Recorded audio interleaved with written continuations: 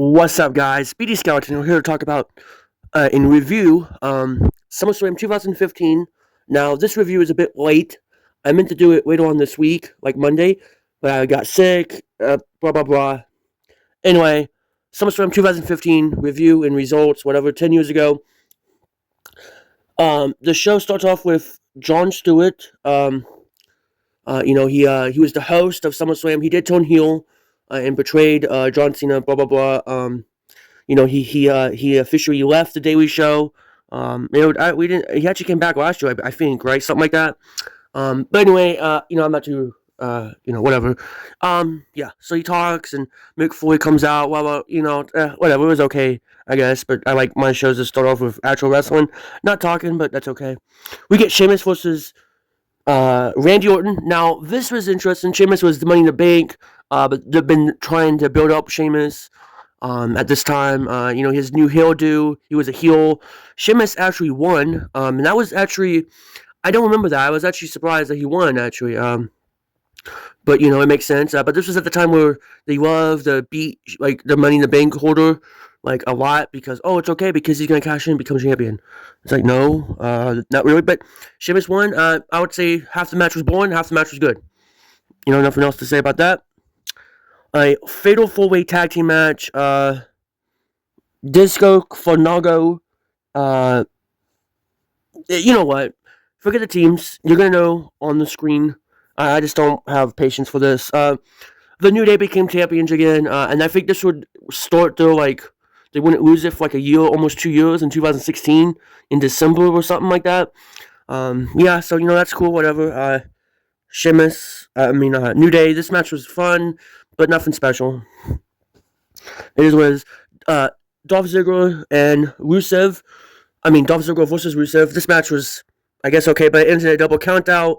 And Lana with Dolph Ziggler's corner, and Summer Rae with Rusev corner. This is a weird time for Rusev and Dolph Ziggler at this time in this year, because they were like pushed down severely. So yeah, this match was okay, but whatever. Okay, so now we actually have a celebrity match, kind of interesting. We have this Stardust and King Barrett, aka Wade Barrett, versus Stephen Amell from Arrow, the TV show Arrow, and Neville. Now, interesting that this match was funny. Nothing special. I can't say that. We do know Stephen Amell would have like his own wrestling TV show, like Drama in 2018 or 19 or something like that. I did watch Arrow as the TV show. It's a really good show. Ending was kind of bad, but whatever. That's besides the point. He did fine in this match. I know later on in the years he does really good. Yeah. So yeah. Winner is Neville and Stephen Amell. Yeah, not bad. Intercontinental triple threat match. Ryback defends his title against The Big Show and The Miz. This match was weird. It had all types of funny moments, but really Ryback wins the match. It doesn't really matter. This match is very interesting because basically only one guy is in the company in this match, ref, in WWE.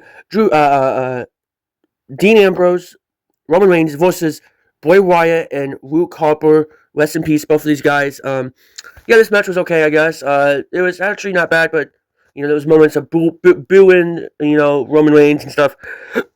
But yeah, I don't know, nothing special to say about this. Yeah. We get the World Heavyweight Championship versus U.S. title.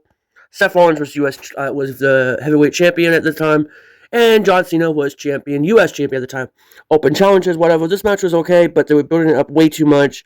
Also, the ending was really weird. It acted like I don't know how to explain this. Like, it was so weird how, I don't know, like when Jon Stewart came out and he actually acted like he was going to attack John Cena more instead of acting like he needed to attack. He needed to act more like he was going to attack Seth Rollins more. But yeah, kind of weird. Seth Rollins would be defeated.